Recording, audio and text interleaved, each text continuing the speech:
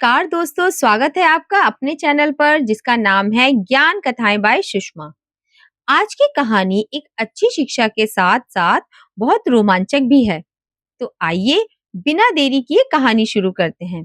कहानी का शीर्षक है ईर्ष्या का परिणाम। दो पंडित दक्षिणा प्राप्त करने की नियत से एक सेठ के यहाँ पहुंचे। विद्वान समझकर सेठ साहब ने उनकी काफी आवभगत की। उनमें से एक पंडित जब स्नान वगैरह के लिए गए तो सेठ जी दूसरे पंडित से बोले, महाराज, ये आपके साथी तो महान विद्वान मालूम होते हैं। पंडित जी में इतनी उदारता कहाँ जो दूसरे की प्रशंसा सुन ले। मुंह बिगाड़कर बोले, अजी, विद्वान तो इसके पड़ोस में भी नहीं है, ये तो निरा बैल है, बैल। सेठ जी चुप हो गए। जब उक्त पंडित संध्या वगैरह में बैठे तो पहले पंडित जी से बोले, महाराज, आपके साथी तो प्रकांड विद्वान नजर आए। ईर्ष्यालु पंडित अपने हृदय की गंदगी को बिखेरते हुए बोला, अजी, विद्वान उद्वान कछ नहीं, कोरा गधा है, गधा। भोजन के समय एक के आगे घास और दूसरे के आगे भूसा रखवा दिया गया। पंडितों ने देखा तो आग बबूला हो गए। सेठ जी, यह हमारा अपमान है, इतनी बड़ी धृष्टता। सेठ जी हाथ जोड़कर बोले, महाराज, आप ही लोगों ने तो एक दूसरे को गधा और बैल बतलाया है, अतः गधे और बैल के योग्य खुराक मैंने सामने रख दी। आप ही बतलाइए, इसमें मेरा क्या कसूर है? मैं आप दोनों को ही विद्वान समझता था, पर वास्तविक बात तो आपने स्वयं ही बतला दी।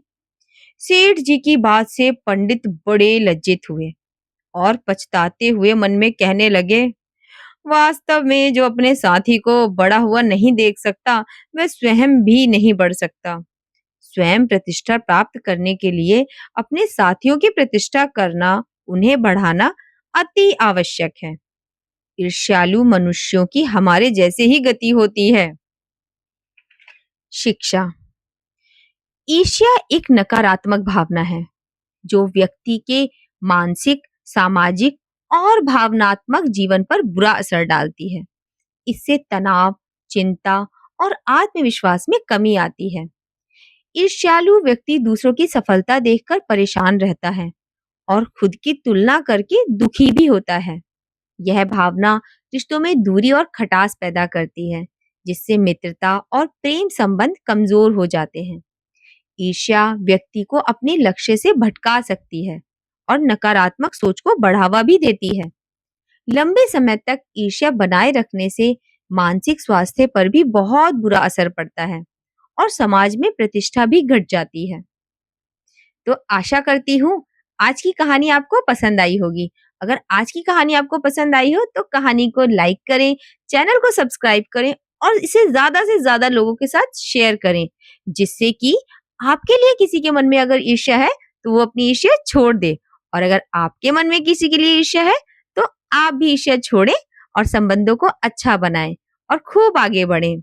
जल्दी ही मिलती हूँ एक नई कहानी के साथ। धन्यवाद।